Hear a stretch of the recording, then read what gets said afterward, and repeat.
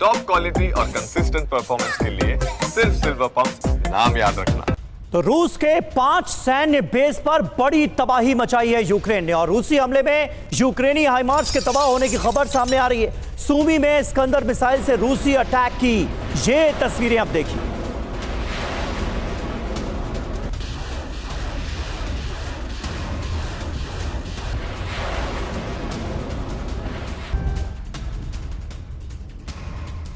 तो यूक्रेनी हमलों के बाद कैसे मॉस्को में इस वक्त हलचल मची हुई है, आइए आपको ये दिखाते हैं, बताते हैं। रूस में एक तो बैठकों का दौर शुरू हो गया है।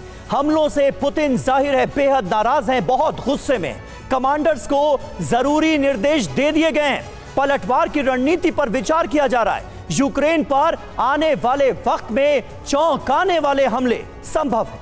लेकिन जो सबसे अहम सवाल है वो ये कि क्या पुतिन परमाणु हथियारों का इस्तेमाल करेंगे? क्या न्यूक्लियर वेपन्स को अब इस वॉर में इंडक्ट किया जाएगा? ये सबसे बड़ा सवाल है, क्योंकि अगर इसकी तुलना समीर पर्ल हार्बर से हो रही है तो हम जानते हैं कि उसके बाद के कॉन्सिक्वेंसेस क्या हुए थे, और वही स्थिति इस वक्त कम से कम रूस की भी दिखाई देती है। बिल्कुल सही बात है। प्रोफेसर संजय भारद्वाज हमारे साथ मौजूद हैं। भारद्वाज साहब, किस तरह से देखेंगे आप, और बार बार 1941 दिसंबर का वो महीना, पर्ल हार्बर का वो अटैक और उसके बाद अमेरिका का रिएक्शन, इसका जिक्र हो रहा है। दोनों को कंपेयर किया जा सकता है क्या, और क्या रूस भी इसे उस नजरिए से देख रहा होगा कि यह पर्ल हार्बर जैसा ही अटैक है और इसका बदला भी विनाशक होगा?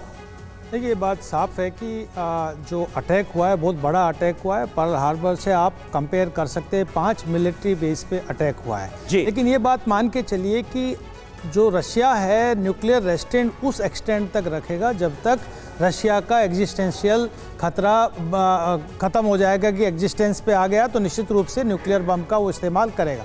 लेकिन सवाल यहाँ आता है कि न्यूक्लियर बम का इस्तेमाल कहाँ करेगा।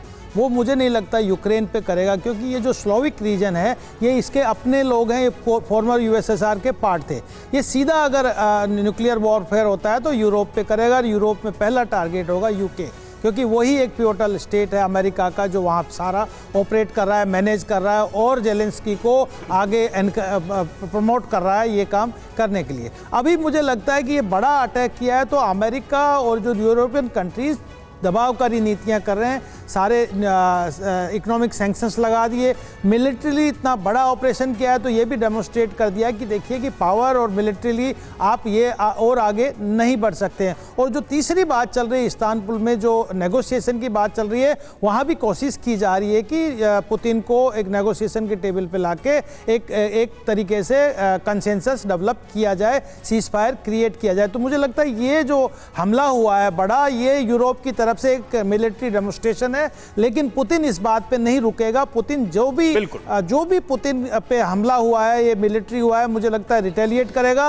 और बड़े लेवल पे रिटेलिएट करेगा। तो ये बहुत आगे बढ़ने वाली लड़ाई है और ये न्यूक्लियर तक भी जा सकती है अगर एग्जिस्टेंशियल खतरा बरकरार रहता है। पुतिन के लिए तो अपनी डोमेस्टिक इमेज का भी बहुत बड़ा सवाल है।